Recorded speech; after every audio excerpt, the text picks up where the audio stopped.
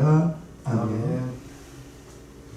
오늘 은혜 받으실 하나님의 말씀은 디모데전서 4장 3절에서 5절 본문으로 주어진 일에 감사로 나아가자, 주어진 일에 감사로 나아가자, 이렇게 제목을 정해보았습니다. 지금 우리 성도님들께서 여러분들이 주어진 일을 감사함으로 일하시길 바랍니다. 어쩔 수 없이 일한다 생각하지 마시고, 먹고 살려면 할 수 없다 이렇게 생각하지 마시고 감사함으로 여기시기를 주님 이름으로 축복합니다. 시대가 많이 변했어요. 그래서 요즘에는 결혼 뭐 꼭 해야 되냐, 뭐 혼자 살아도 된다 라고 말하는 사람도 있고요. 또 고기는 사람에게 좋지 않으니 채식을 먹어야 된다고, 채식 음식을 먹어야 한다고 말하는 사람도 있습니다. 문제는 결혼을 하고 안 하고가 문제가 아니고, 채식 음식을 먹고 육식을 금하고가 문제가 아닙니다. 본인이 선택하는 것입니다. 하나님께서 결혼 제도를 만드시고 이렇게 돕는 배필로 남자와 여자를 결혼하여 살게 했습니다. 감사함으로 결혼하여 이렇게 가정을 꾸려 사는 사람도 있고, 나는 혼자 살겠다, 평생 혼자 살겠다 하고 결혼하지 않고 사는 사람도 있습니다. 불평과 원망으로 결혼하며 사는 사람도 있고, 감사함으로 결혼하는 사람도 있습니다. 불평과 원망하면서 혼자 사는 사람도 있고, 혼자서도 행복하게 감사하며 잘 사는 사람도 있습니다.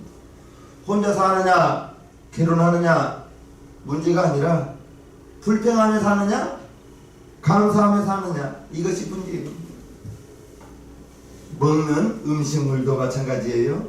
맛있는 음식을 먹을 때 불평하면서 원망하면서 먹는 사람도 있고, 맛없는 음식도 감사함으로 먹는 사람이 있습니다. 저는 그래요.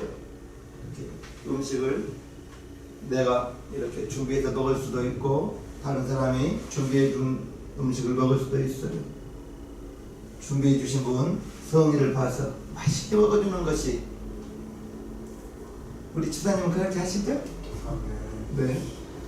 이왕이면 맛있게 먹어주는 것이 좋겠어요. 잠언의 27장에 이러한 말씀이 있습니다. 배부른 자는 꿀이라도 싫어하고 주인 자에게는 쓴 것이라도 다니라. 요즘 아이들 밥 안 먹는다고 어머니들이 걱정을 많이 하는데, 무언가 먹은 것이 있기 때문에 밥을 안 먹는 거예요. 간식거리가 있기 때문에 군것질을 해서 먹지 않습니까? 줄인 자에게는, 배고픈 사람에게는 쓴 것도 달다고 잠언 27장 7절에 말하고 있습니다. 감사함으로 먹는 것이 불평하면서 먹는 것보다 100배는 나을 것입니다. 마찬가지입니다. 똑같은 사건이라도 우리는 어떠한 태도를 가지고 그 사건을 바라보느냐에 따라서 결과는 천지 차이입니다. 사건과 결과 사이에는 선택이 있어요. 어떠한 일이 다가왔어요. 결과가 나올 때에는 분명히 내가 선택을 하는 것입니다. 사건, 고박이 선택하면 결과가 나오는데, 아무리 많은 숫자가 주어지더라도 거기에 마이너스를 곱하게 되면 결과는 마이너스입니다. 현재 일어난 사건과 환경에 어떠한 선택을 하느냐에 따라서 유익하게 될 수도 있고 유익하지 못할 수도 있고, 버릴 것이 없는 것이 될 수도 있고, 버려야 될 쓸모있는 것이 하나도 없을 수도 있습니다. 유익한 것이 될 수도 있고 전혀 유익하지 않는 것이 될 수도 있고. 그런데 우리 하나님께서는 우리가 선택해야 될 때 어떠한 선택을 해야 되는가, 우리 3절을 한번 보면요, 혼인을 금하고 식물을 피하라 할 터이나 식물은 하나님이 지으신 바니 믿는 자들과 진리를 아는 자들이 감사함으로 받을 것입니다. 여기 이렇게 식물로 나오는데 쉬운 성경에 보면 음식물로 이렇게 나옵니다. 음식, 먹을 수 있는 것. 즉 음식물은 하나님이 지으신 바니 믿는 자들과 진리를 아는 자들이 감사함으로 받으라 이렇게 말합니다. 감사함으로 받을 것인가 감사하지 못할 것이냐, 내가 선택하는 거예요. 여러분이 선택하는 거예요. 그러나 음식물은 다 하나님이 지으셨으니 그렇게 믿는 사람들, 예수 안에서 먹는 문제가 이미 다 해결되었고 진리를 아는 자들은 감사함으로 선택하고 먹는 것이다. 진리를 알지니 진리가 너희를 자유케 한다고 했는데 이제 저와 여러분들은 구약의 율법에서 해방되었습니다. 구약의 율법에는 제사법이 있고 의식법, 먹는 것, 입는 것, 이거 법으로 정해져 있습니다. 도덕법, 어떻게 살아라, 이게 율법으로 정해져 있는데 이미 우리 예수님께서 십자가에서 제사법을 다 이루어 놓았습니다. 예수님이 오시기 전에는 그렇게 짐승을 잡아서 짐승에 흘린 피로, 즉 짐승이 죽으면서 흘린 피, 그 피를 보고 언젠가는 오실 메시아를 바라보는 거예요. 그래서 온전히 되지 못하지만 우리 예수님께서 이제 하나님의 어린 양이 되어서 보라 죄상죄를 지고 가는 하나님의 어린 양이라, 그 예수님이 단번에 우리의 속죄 제물이 되어서 이제 우리는 우리의 죄를 용서함 받기 위해서 짐승을 죽이는 것이 아니에요. 예수님이 저와 여러분들의 죄를 위해서 십자가에서 피 흘려 주셨기 때문에, 속죄의 제물이 되었기 때문에 우리는 그 예수님을 믿습니다. 예수님의 흘린 피로 내 죄를 다 용서함 받았습니다. 고백하는 순간에 우리는, 저와 여러분들은 양을 끌고 가서 제사를 드릴 필요가 없는 거예요. 예수님이 마태복음 5장 17절에 내가 율법이나 선지자나 폐하나 온 줄로 생각지 말라. 폐하러 온 것이 아니요 완전케 하려 함이로다. 진실로 너희에게 이르노니 천지가 없어지기 전에는 율법의 1.1획이라도 반드시 없어지지 아니하고 다 이루리라. 이렇게 우리 예수님께서 말씀하셨습니다. 예수님이 제사법의 목적, 이제 십자가를 통해서 피 흘려 주심으로 말미암아 율법을 완성해 버린 거예요. 그래서 우리는 복음 안에서, 예수 안에서 짐승을 죽여서 죄 용서 받는 것이 아니라는 거예요. 이렇게 제사법을 우리 예수님이 완성해 주셨고, 먹는 음식에 대한 규례, 명절에 대한 규례, 할례에 대한 법, 이런 거 우리가 지키지 않아도 되는 거. 지금 구별된 삶, 이방인과 달리 유대인으로 살아야 할 생활에 관한 법, 우리는 그걸 지킬 필요가 없는 거예요. 십자가를 통해서 이방인과 유대인의 담을 헐어버린 예수님을 믿기 때문에 이제 유대인들이 지키는 의식법, 유대인들이 옷 입는 거, 먹는 거, 이런 거 우리가 지키지 않아도 된다는 것입니다. 먹는 것이, 할례가 저와 여러분들을 거룩해 하는 것이 아니라 이제 예수를 믿음으로 말미암아 하나님께서 보내주신 보혜사 성령님이 저와 여러분 안에 와 계셔서 내 몸이 성전되고 여러분들의 육체가 성전이 되고 하나님이 거하는 처소가 되고 하나님의 말씀과 기도로 거룩하여 지매라. 오늘 디모데전서 4장 5절에 기록하고 있는데, 하나님의 말씀과 우리가 드리는 기도로 우리가 거룩해지는 것이지, 먹는 것을 구별한다고, 할례를 받는다고 구별되는 것이 아닙니다. 이제 성령 안에서 우리는 거룩하여 졌다는 것을 알아야 되고요. 어느 민족 누구나 지켜야 할 도덕법, 우리 예수님은 더 강화시켜놨어요. 이제 구약에서는 사람을 쳐서 죽여야만 살인하는 것인데, 신약에서는 우리 예수님이 뭐라고 말했어요? 형제를 사랑치 않고 미워하는 자는 살인하는 자라고 했어. 우리가 형제를 사랑함으로 사망에서 옮겨 생명으로 들어간 줄을 알거니와 사랑치 아니하는 자는 사망에 거하느니라. 그 형제를 미워하는 자마다 살인하는 자니 살인하는 자마다 영생이 그 속에 거하지 아니하는 것을 너희가 아는 바라. 구약에서는 사람을 쳐서 죽여야 이게 살인인데, 예수님이 오신 후로는 이제 미워만 해도 살인하는 것과 같다고 말했습니다. 이것이 예수님께서 저와 여러분들에게 가르쳐 주신 것입니다. 그래서 믿는 자들과 진리를 아는 자들, 이 진리에 근거하여 우리는 감사함으로 받으라는 것입니다. 4절을 다시 한번 볼까요? 하나님의 지으신 모든 것이 선함에 감사함으로 받으면 버릴 것이 없나니. 다시 한번 강조하면 감사함으로 받으면, 이렇게 말하고 있어요. 감사함으로 받으면, 받는다, 감사함으로 받는다, 선택하다. 이제 선택해서 강하게 붙잡는다, 이러한 뜻이 있습니다. 감사함으로 받으면 받는 것이에요. 선택해서 강하게 붙잡는다는 뜻이에요. 다시 말해서 우리에게 일어난 수많은 일들에 대해서 어떠한 반응을 보일지 우리는 선택해야 되는 거예요. 어떠한 일이 나에게 다가왔을 때, 여러분들에게 다가왔을 때 선택하는 거예요. 어떻게 해요? 감사함으로 받을 것인가? 원망함으로 받을 것인가? 불평함으로 받을 것인가? 좋은 일에는 다 감사함으로 받을 수 있습니다. 그러나 저와 여러분들이 일상생활 살아가는 도중에 좋은 일만 나타날 수 있나? 때로는 낙심될 수도 있고 내가 원하지 않는 그러한 일들이 다가올 수도 있을 때, 문제는 좋지 않은 일이 다가올 때 이것이 문제인 것이죠.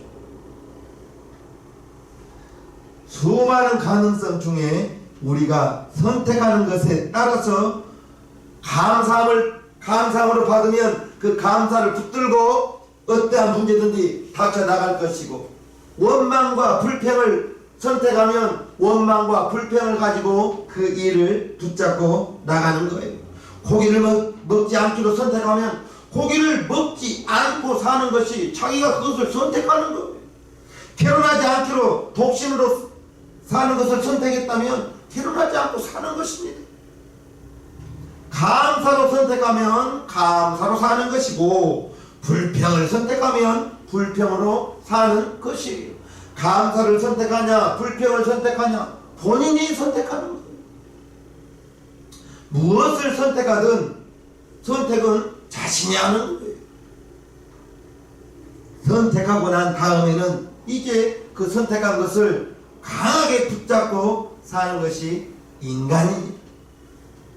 우리는 어떤 일이 벌어져도, 어떠한 일이 여러분에게 다가온다 할지라도 감사를 선택하시기를 주님의 이름으로 축복합니다. 아멘. 주어진 일에 감사로 나아가지. 주어진 일에 감사로 나아가지.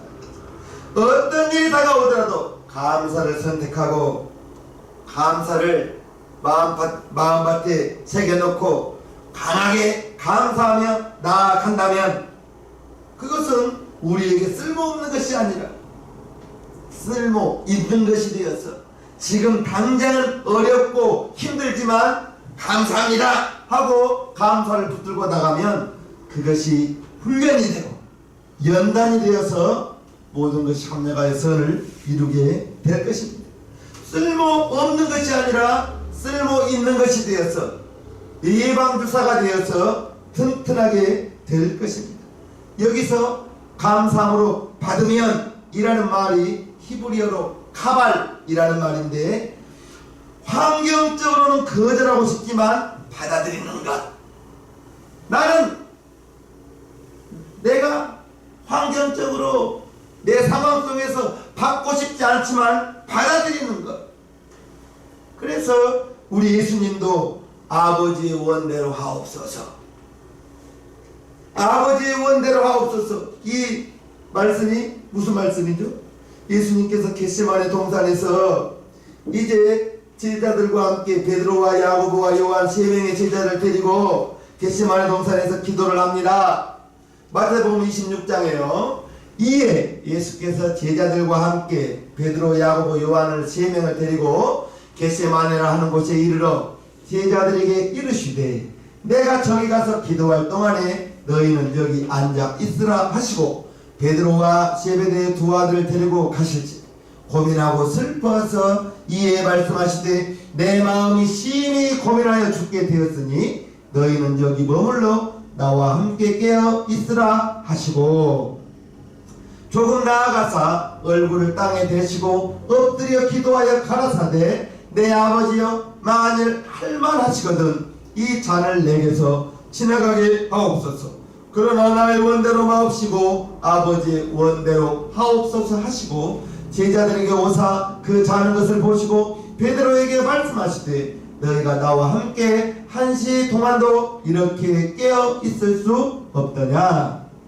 시험에 들지 않게 깨어 있어 기도하라. 마음에는 원이로되 육신이 약하도다 하시고 다시 두 번째 나아가 기도하여 가라사대 내 아버지여 만일 내가 마시지 않고는 이 잔이 내게서 지나갈 수 없거든 아버지의 원대로 되기를 원하나이다 하시고 나는 원하지 않지만 아버지의 뜻이라면은 받겠나이다. 이렇게 지금 기도하고 있습니다. 감사의 생활을 하려면 이제 여러분들에게 주어진 모든 일 속에서 감사를 선택하고요. 감사를 선택하고 강력하게 감사를 붙들고 나아가기를 주님의 이름으로 축복합니다. 똑같은 환경일지라도 감사하면 천국이 될 수도 있고 똑같은 환경일지라도 불평과 원망을 선택하면 지옥이 될 수도 있을 것입니다. 감사를 선택하면 천국의 삶이 될 수 있고 원망과 불평을 선택한다면 어쩔 수 없이 살아가는 그 인생 속에서 어떠한 유익이 있겠습니까? 감사하면 그 사람은 하나님이 기뻐하는 사람이 될 것이고 이제 불평하고 살아간다면 하나님은 그 사람을 이제 더 연단되어야 되겠지. 마음에 맞지 않는 법이나 환경도 마찬가지일 거예요. 감사하면 그곳이 천국이지만 불평하면 그곳이 지옥이 될 수 있을 거예요. 토마스 칼리일이라는 사람은 선택은 순간이지만 결과는 영원하다라고 말했어요. 선택은 씨앗과 같은 거예요. 저와 여러분들이 감사를 선택하여 감사의 씨를 뿌린다면 감사의 열매가 맺혀질 거예요.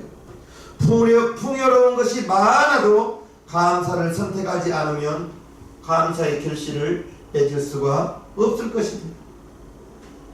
그러나 어려운 가운데서 감사를 선택하면 얼마든지 감사하며 살 수가 있는 거예요. 즉 감사의 안경을 쓰고 감사의 시선으로 바라보면 감사할 것이 있을 거예요. 원망의 안경을 쓰고 바라보면 감사할 제목이 없을 거예요. 보이는 것마다 다 원망할 것만 보일 거예요. 무엇을 쓰고 무슨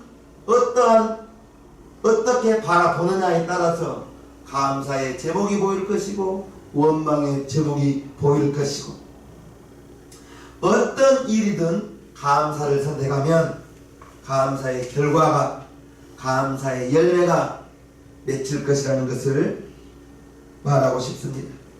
행복은 풍요로움과 비례하는 것이 아니라 행복은 감사와 비례한다. 이렇게 여기시기를 바랍니다. 많으면 행복한 것이 아니라 많이 가지고 있는 사람은 걱정도 많더라고요. 행복이 많이 있어서 행복이 아니라 여러분 마음의 바탕에 감사함이 많다면 그분은 행복한 사람인 것입니다. 어떤 경우든 감사로 선택하기로 결단했다면 여러분들은 얼마든지 행복하게 살 수 있을 거예요. 하박국 선지자가 3장 17절에 이처럼 고백합니다. 비록 많이 들었을 거예요. 비록 무화과 나무가 무성치보다 포도나무에 열매가 없으며 감람나무에 소출이 없으며 밭에 식물이 없으며 우리의 양이 없으며 외양간에 소가 없을지라도 나는 여호와를 인하여 즐거워하며 나의 구원의 하나님을 인하여 기뻐하리로다. 주 여호와는 나의 힘이시라. 나의 발을 사슴과 같게 하사 나로 나의 높은 곳에 다니게 하시리로다. 이 노래는 영장을 위하여 내 수금에 맞춘 것이니라. 무화과 나무가 무성치 못하고 포도나무에 열매가 없고 감람나무에 소출이 없고 밭에 식물이 없고 우리의 양이 없고 외양간에 소가 없고 다 없네요. 다 없는데도 나는 여호와를 인하여 하나님으로 인하여 즐거워하며 나의 구원의 하나님을 인하여 기뻐하리로다. 물질이 많고 적고가 행복한 것이 아니라 내 안에, 여러분 안에 하나님이신 성령님이 와 계셔서 구원받은 것이 이 세상의 최고의 기쁨이요 감사의 제목이라는 것을 믿으시옵소서. 구원받았으니 이제 물질이 많고 만약에 그가 70세 80세에 돌아가셨을 때 하나님을 알지 못하고 불신자라면 그 많은 물질이 그의 죽은 후의 영혼에 무슨 소용이 있겠어요? 저와 여러분들은 구원받은 것이 최고의 감사의 조건이요 구원받은 이후에 우리의 삶은 보너스라고 했어요. 하나님의 자녀로 예수의 이름을 영접하고 살아가는 저와 여러분들이 물질이 많고 물질이 적고가 행복한 것이 아니에요. 구원받았으면 여러분들에게 최고의 행복이요 구원받은 다음 하나님을 아버지라고 부르고 예수의 이름을 가지고 기도하며 살 수 있는 것, 그렇다면은 이제 저와 여러분들에게 있어서 범사가 감사가 되기를 주님의 이름으로 축복합니다. 범사가 감사가 되는 것. 하박국 선지자가 이렇게 많은 것이 없음에도 불구하고 감사할 수 있는 것.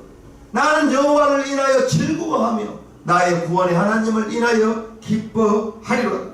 이제 넘치는 풍족함에서 자연스럽게 흘러나오는 감정적인 상태가 아니라 이제 지금은 힘겹고 지금은 어렵고 환경 속에서 정말 치열하게 살아가지만 이제 그러한 환경 속에서도 감사하며 감사를 선택할 수 있는 것, 그것은 하나님 때문에 감사를 선택한다고 이제 하박국 선지자는 말하고 있습니다. 이 세상에 100%의 완벽한 축복도 100%의 완벽한 고난도 없어요. 원망과 불평은 자연스럽지만 이제 감사는 내가 선택하고 결단해야 되는 거예요. 원망하고 불평하는 것은 너무나 쉽게 나와요. 그러나 이제 감사하기로 결단했다면 정말 여러분들이 보는 것마다 감사가 되고,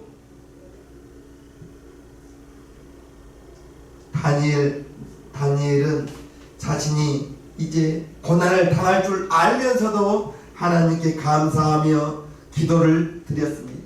다니엘서 6장 보면요, 이에 총리들과 방백들이 모여 왕에게 나아가서 그에게 말하되 다리오 왕이여 만세수를 하옵소서. 나라의 모든 총리와 수령과 방백과 모사와 관원이 의논하고 왕에게 한 율법을 세우며 한 금령을 정하실 것을 구하려 하였는데 왕이여 그것은 곧 이제부터 30일 동안에 누구든지 왕 외에 어느 신에게나 사람에게 무엇을 구하면 사자굴에 던져넣기로 한 것이니이다. 그런즉 왕이여 원컨대 금령을 세우시고 그 조서에 어인을 찍어서 메대와 바사의 변개치 아니하는 규례를 따라 그것을 다시 고치지 못하게 하옵소서 하매 이에 다리오 왕이 조서에 어인을 찍어 금령을 내니라. 다니엘이 이 조서에 어인이 찍힌 것을 알고도 자기 집에 돌아가서는 그 방에 예루살렘으로 향하여 열린 창에서 전에 행하던 대로 하루 3번씩 무릎을 꿇고 기도하며 그 하나님께 감사하였더라. 다니엘을 참수하고 시기하여 다니엘을 이제 올무에 빠뜨리고자 총리들이 방백들이 다니엘의 유일한 약점 하나님을 섬기는 것을 이용해서 하나님께 기도하는 것을 빌미로 삼아서 다니엘을 곤란하게 만들었습니다. 왕이나 그 어떤 신에게도 30일 동안 기도하면 사자 굴에 던져 넣기로 왕에게 이제 법을 정하게 만들고 왕이 거기에 어인을 찍어서 법으로 반포했어요. 어느 누구도 30일 동안 그 사람에게도 신에게도 기도하지 못하게 되었는데도 불구하고 다니엘은 전에 행하던 대로 하루 3번씩 무릎을 꿇고 기도하며 그 하나님께 감사하였더라.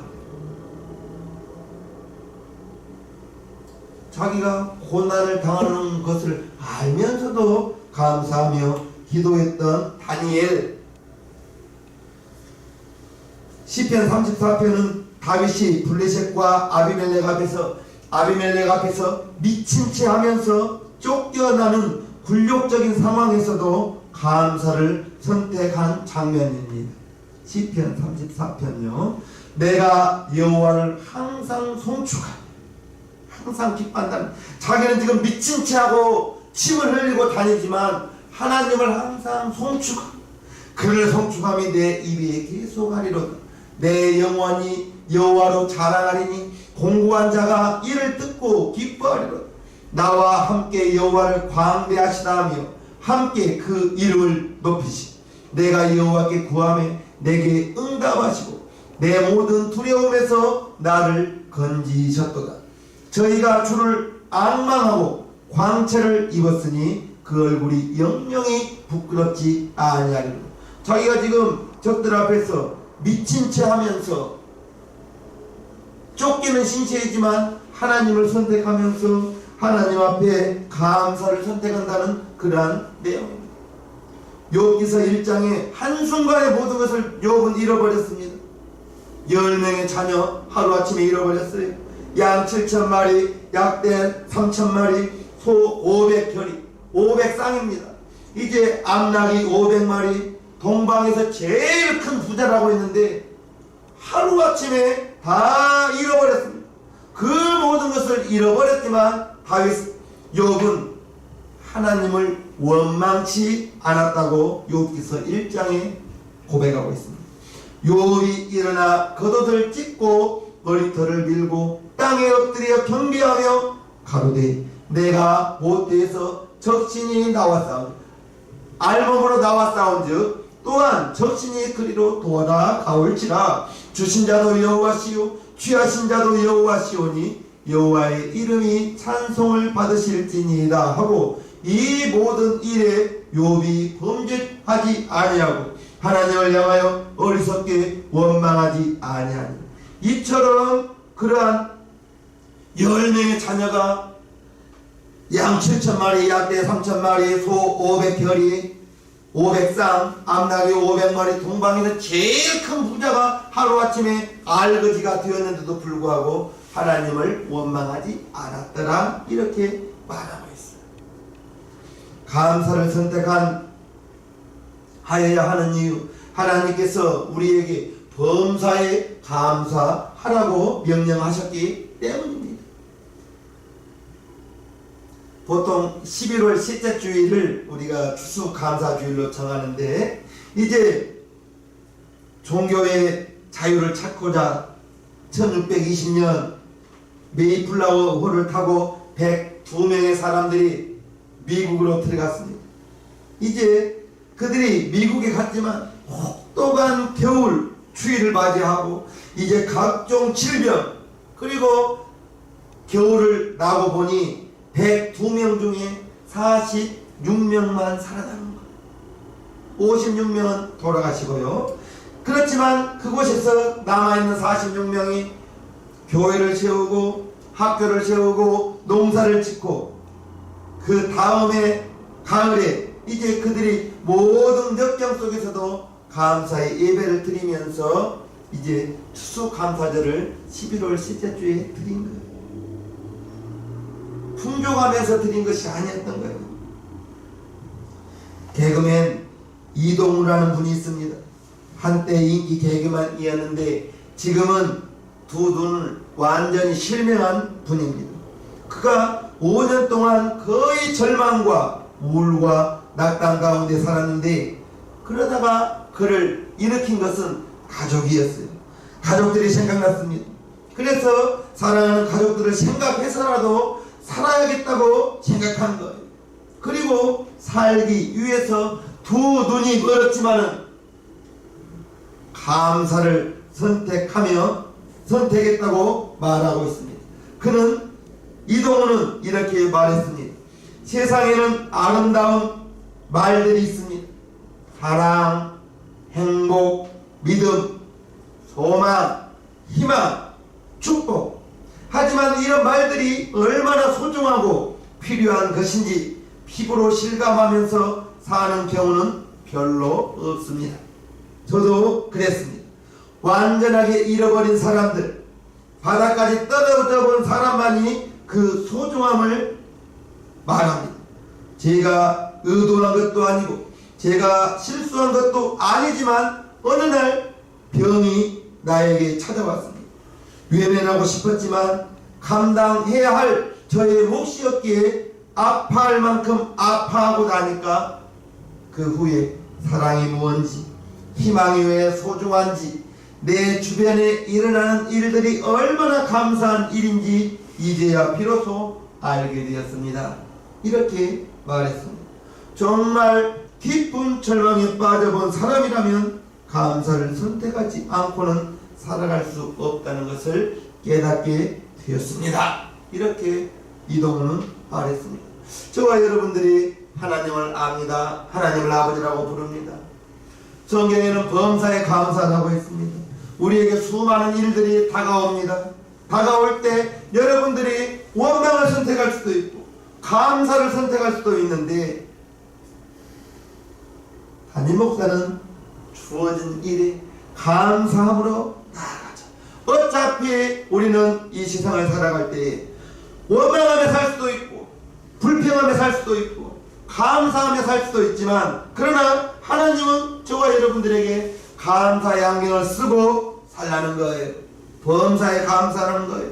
마음에 감사라는 두 글자를 가지고 감사를 선택하면서 먼저는 상황이 일이 이해가 전혀 안 되지만 감사합니다 내뱉고 나아간다면 그 사람은 감사를 선택하며 감사함으로 하루하루 살아갈 수가 있을 거예요. 그렇다면 그분은 원망과 불평, 짜증 이런 것과는 거리를 두고 살아갈 수가 있는 거예요. 원망하며 살 것인가? 불평하며 살 것인가? 감사하며 살 것인가? 내가 선택하는 거, 여러분들이 선택하는 거.